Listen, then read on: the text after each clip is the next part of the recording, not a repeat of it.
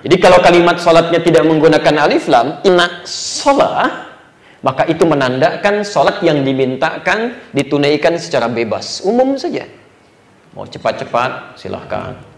Mau khusyuk, boleh. Mau tidak, itu bukan pilihan. Jelas di sini? Itu inna sholah, tanpa alif lam.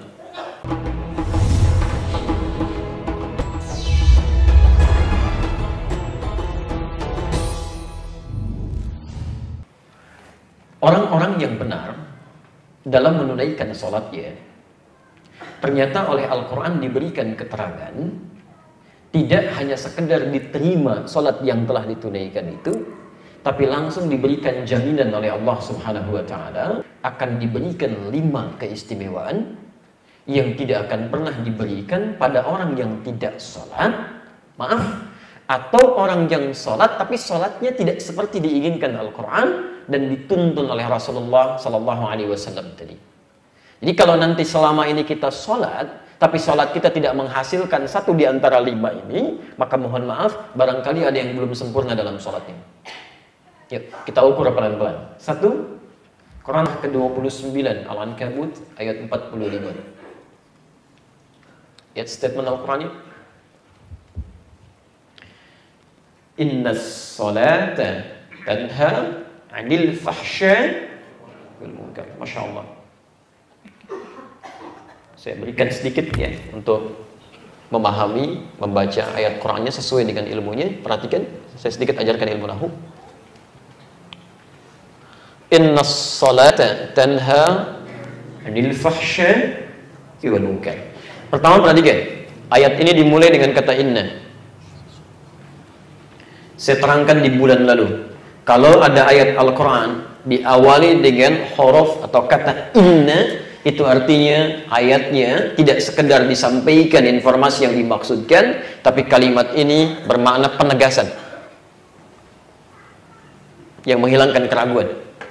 Diseakan-akan kalau dalam bahasa bebasnya kita akan katakan, Allah menyampaikan, saya tegaskan ya, saya tegaskan, jangan ragu, inna sholat. Kedua, perhatikan, sungguh saya tegaskan, kata Allah, sholat yang ditunaikan dengan benar itu. Lihat cara menerjemahkannya, bukan sesungguhnya sholat, bukan. Sungguh saya tegaskan, sholat yang ditunaikan dengan benar itu. Dan diawali dengan alif lam. Saya agak lambatkan sedikit. Diawali dengan alif lam. Bapak Ibu sekalian, beda kalimat dalam bahasa Arab saat diawali dengan alif lam dengan yang tidak menggunakan alif lam. Kalau kalimatnya tidak menggunakan alif lam, itu diistilahkan dengan nama nakirah, artinya umum, bebas. Jadi kalau kalimat sholatnya tidak menggunakan alif lam, inna sholah, maka itu menandakan sholat yang dimintakan ditunaikan secara bebas, umum saja. Mau cepat-cepat, silahkan. Mau khusyuk, boleh. Mau tidak, itu bukan pilihan. Jelas di sini? Itu inna sholah, tanpa alif lam. Tapi kalau kalimatnya menggunakan alif lam, maka ini diistilahkan dalam kaidah bahasa Arab, di ilmu nahwu dengan istilah ma'rifah. Sesuatu yang khusus. Ada ketentuannya. Ada aturannya, nggak bisa sembarangan. Dan silahkan cek semua kata sholat dalam Al-Quran yang bermakna ibadah, ingat ya, yang bermakna ibadah, bukan bermakna doa. Semua kata sholat dalam Al-Quran yang bermakna ibadah, semuanya menggunakan alif lam. Al-Baqarah ayat 3, alladzina yu'minuna bil ghaib wa yuqimunas shalah. Ayat 43, wa aqimus shalah. Ayat 45, wasta'inu bis sabri was shalah. Ayat ke-152-nya, 153-nya sampai 157. Di 153-nya jelas disebutkan, ya ayyuhalladzina amanu ista'inu bis sabri was shalah. Selalu ada alif lamnya. Dan di Al-Ankabut ayat 45, innas shalah. Sekarang perhatikan cara menerjemahkannya. Sungguh, kata Allah, saya tegaskan, sholat yang ditunaikan dengan benar itu sesuai aturannya, sesuai petunjuknya, itu yang menyebabkan pelakunya tanha 'anil fahsya'i wal munkar, akan mendapat manfaat kebaikan dalam sholatnya, terbebas dari dua sumber keburukan. Jadi kalau ada orang yang punya sifat dan sikap yang buruk, itu sumbernya cuma dua kata Quran. Tidak ada yang ketiga. Satu, fahsya. Fahsya itu keburukan yang bersumber dari syahwat. Maaf ya, kata-kata yang jorok, kotor, pornografi, porno aksi, LGBT, itu fahsya. Jadi mustahil ada orang sholat bisa berkata kotor, itu mustahil. Kalau ada orang sholat, maaf, kalau ada orang yang tidak sholat mencela orang lain, kata-katanya kotor misalnya, kosakatanya tidak elok, itu dia karena nggak sholat. Tidak sholat. Tapi yang jadi masalah, kalau ada orang yang sholat, lisannya masih kotor. Pasti ada yang salah dalam sholatnya. Pandangannya tidak punya filter, semua yang buruk dilihat. Ada yang keliru dalam sholatnya. Karena orang yang sholatnya benar itu, dari ujung kepala sampai ujung kakinya, itu pasti terjaga dari perbuatan fahsya. Mungkar, keburukan yang diingkari oleh hati, sumbernya nafsu perut dan akal. Ya, mencuri itu mungkar, korupsi itu mungkar, ya, mohon maaf, berselisih itu mungkar, merampok itu mungkar, membunuh itu mungkar. Ini mustahil ada orang sholat bisa korupsi, mustahil. Mustahil ada orang sholat mencuri, itu mustahil.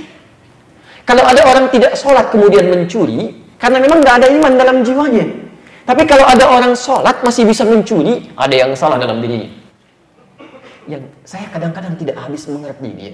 Saya nggak tahu kalau di An-Nur itu. Di beberapa tempat masih ada orang mau datang ke masjid, mau sholat, masih takut kehilangan sandalnya. Sampai dibikinkan rak tempat sandal ada tulisan, hati-hati dengan sandal Anda. Padahal mau sholat. Pasti ada yang keliru. Ada yang keliru. Karena silahkan perhatikan, sahabat-sahabat Nabi ketika turun ayat tentang sholat, dilatih tentang sholat, Masya Allah Pak. Yang keras jadi orang paling lembut. Bahkan menjadi ketegasan dalam kebaikan. Yang terpecah jadi menyatu lagi. Semua unsur kebaikan itu muncul. Yang sedekah tak terkira sedekahnya. Yang menolong tak terkira pertolongannya. Bahkan orang-orang Ansor ketika kedatangan orang-orang Mekah Muhajirin itu Masya Allah. Sampai dilukiskan di Quran surah 59 ayat 9 sampai 10. Mereka akan memberikan apapun yang mereka miliki, walaupun pada hakikatnya mereka sendiri butuh pada pemberian itu. Itu nasi, tinggal satu piring, Bu. Ya, mereka sendiri belum makan, tapi karena melihat saudaranya terlihat kelaparan, itu nasinya diberikan pada orang lain dulu, sebelum sendirinya mengkonsumsi nasi tersebut. Anda bisa bayangkan, orang yang haus, datang kehausan, tiba-tiba diterima oleh orang yang bawa minuman. Orang yang lapar diterima oleh orang yang bawa makanan. Yang paling hebat, orang jatuh fakir, tadinya kaya, Abdurrahman bin Auf radhiyallahu taala anhu, karena hijrah itu diambil semua hartanya, beliau hanya boleh meninggalkan Mekah dengan pakaian yang melekat di badannya. Itu sampai Madinah, diterima oleh orang paling kaya di Madinah, sampai mengatakan kalimat hebat berikut. Kata beliau, akhil karim, sami'tu annaka kunta ghaniyan. Saudaraku yang mulia, saya dengar Anda pernah kaya saat di Mekah. Kalau ingin kaya lagi, silahkan ambil setengah kekayaan saya. Khudh bisfadali. Saya dengar Anda ditinggalkan oleh istri dan keluarga Anda. Kalau ingin menikah lagi, pilih perempuan paling cantik di Madinah. Saya fasilitasi dengan pernikahan itu. Anda bisa bayangkan, sehingga turun ayat di situ memuji orang-orang Madinah. Wa yu'thiruna 'ala anfusihim walau kana bihim khassasah. Bahkan mereka bisa melebihkan untuk orang lain sekalipun dirinya memerlukan keadaan itu. Itu dilatih itu. Di mana sekarang kalimat-kalimat itu? Kita hafal ayatnya, mungkin satu dengan yang lainnya hadisnya kita paham, bagaikan satu bangunan, saling menguatkan. Kalau satu sakit jangan merasakan. Temannya kebanjiran cuma nonton. Ya. Ada yang videokan, tiba-tiba bikin status, gitu kan? Hadisnya nggak ada. Satu. Ya. Jadi mohon maaf kalau selama ini kita sholat, tapi lisan kita masih kurang baik. Mata kita masih kurang baik. Apa fungsi mata? Masih ingat? Melihat yang baik-baik. Baik, jadi kalau orang sholat itu karena matanya sering melihat ke kiblat, maka dia akan pastikan begitu melihat yang baik-baik. Jadi kalau Anda sering sholat tapi pandangan Anda masih melihat yang tidak baik, ada yang salah dalam sholatnya. Itu baru mata. Apa fungsi telinga? Apa fungsi lisan? Bicara yang baik-baik. Itu baru yang ada di kepala, belum yang ada di tangan, jemarinya, belum disampai dengan ke ujung kaki. Coba lihat tiap hari ya, pastikan sekujur tubuh kita yang akan bicara dan ditanya itu semuanya baik. Cek ya, dari kepala, kemudian turun ke tangan, pundak, ke lutut, kaki. Kepala, pundak, lutut, kaki. 2. Saya agak cepat sedikit.